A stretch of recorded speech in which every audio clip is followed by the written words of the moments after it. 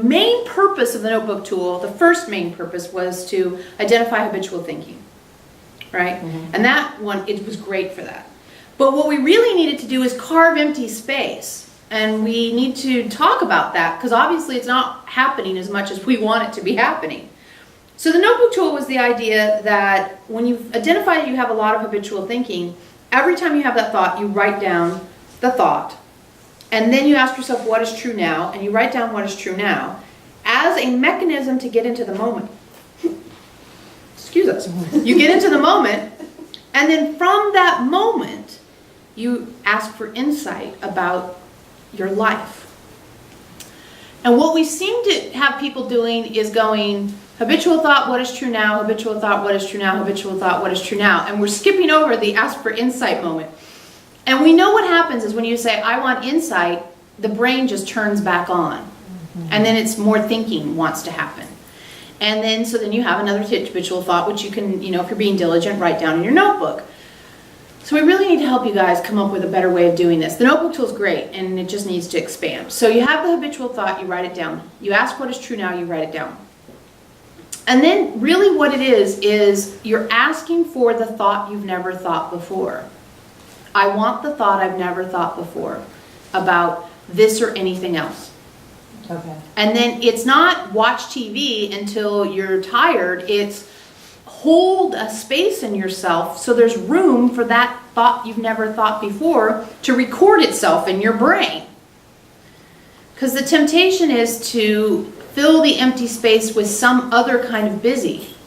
Because we've pretty much gotten you guys out of filling the empty space with adrenaline. But we haven't been able necessarily to get you to fill the empty space with nothing until insight has a chance.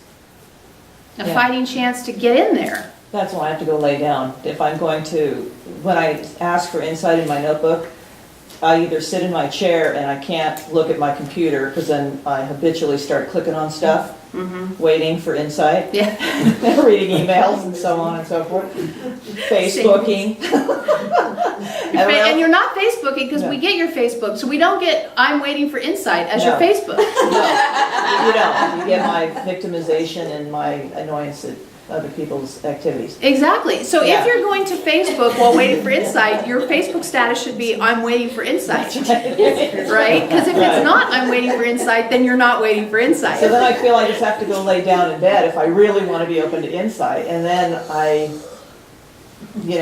feel not guilty, but that thing right there, that thing that you made your arms wave around about, that is what we're talking about. Okay. That's the moment. So like you had your obsessive thinking about the money thing and you slaughtered that one, right? You did the warrior thing on that one. Yeah. Okay, well here's your next layer. The obsessive thinking about I'm not allowed to let there be no obsessive thinking. Okay. Like what's going to take its place? Yeah. That was kind of the question we had from you for the beginning was what's going to take its place when you stop thinking about money 300 times a day? And that's what you're learning right now is you don't freaking know. Right. Right. You don't know what takes its place. So far, this TV show is pretty much the number one thing, right? Yeah. What takes its place? When I stop having obsessive thinking fill my day, what takes its place? And that's a decision you have to make. And, you can watch a TV show and go, okay, well, I'm getting some things out of this, and we're not saying you're not, because you probably are. However, what you also need to kind of kick around is this what I want to have take its place? I gave away 40-something years, 50-something years of life to thinking about money 300 times a day, and now I'm not. I get to choose what I put in that space.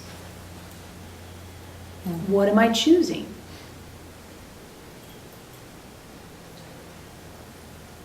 This is creating your reality. In a really obvious and kind of scary way. Like, whoa, wait a second. Is this really what's happening here? Yeah, it's really what's happening here. Is you're having an opportunity to say, what am I going to put here? Every time I used to think about money, there's an empty space now. What am I putting in that empty space? So let's take your notebook tool. You have an obsessive thought, especially if it's about money, because that's the one you practice on the most. Then you ask what is true now, only to bring yourself into the moment, and then ask yourself, what thought do I want to have next? And that's where you wait for the insight. You can wait for the insight, or maybe you know. You know, like, I've always wanted to work on, you have a lot of projects, so you're not as good of an example, right? Like I said, nothing motivates me or inspires me at all Well, right now. part of what, you know, because you're a doer, so, you know, for somebody else, we might say, I've always wanted to paint a painting. For you, that's like Tuesday. So we can't use that with you. But maybe for you, it's, I've always wanted to see what it would be like to be quiet for 20 minutes. Like maybe for 20 minutes, I don't say any words. I don't contact anybody on typing. And any thought that comes up, I say, no, I'm on 20-minute break. We better not start with 20 minutes. That might make you crazy. I'll go 10. Well, no, we were going to say 2. Because we want you to have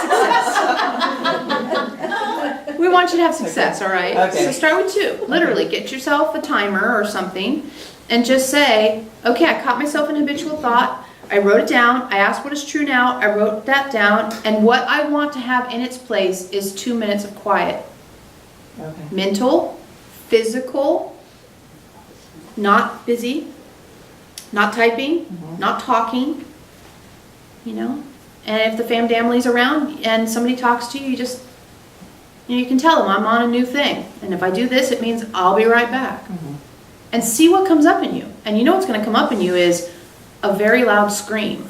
Like, this is really scary. I'm terrified right now. Because I have controlled and identified myself in this world through conversation. And when I stop identifying that way, how do I identify? But see, your soul cannot get in there until there's some quiet space, some open space. You're clearing off your hard drive. Yeah.